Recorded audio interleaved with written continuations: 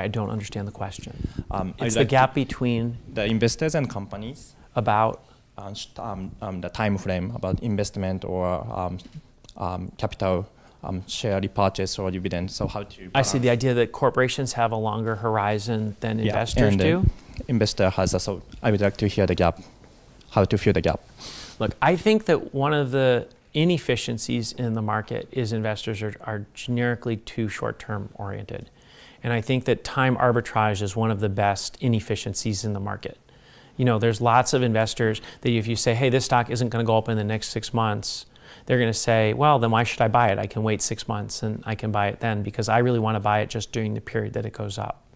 And that's cute, but it's also imprecise. Right? And so sometimes, you know, if you have something and you know, it's either going to go up sometime in the future because you think it's undervalued, but all the other investors say, I'm not going to buy this because it's quote unquote dead money. Sometimes those are just the best investments because nobody wants them and it may work out faster than people think. And we've had that experience a number of times where people have said, hey, you've got to do that. And so some of them will work out faster and some of them will work out on time and some of them will work out later and some of them will work out never.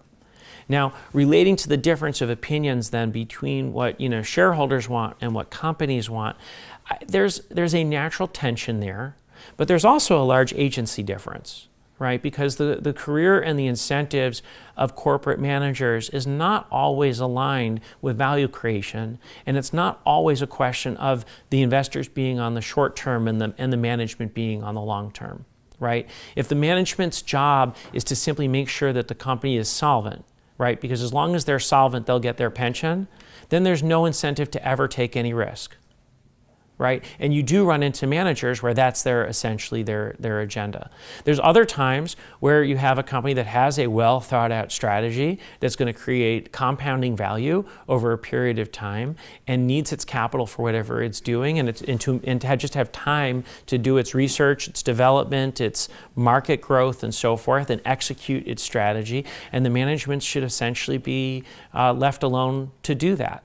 And so I view that as there is a tension there and it should be looked at on a case-by-case basis. And sometimes the shareholders who are suggesting change or would like to see things that might improve the value of the company are right, and sometimes the managements are right. And I think you look at it on different cases.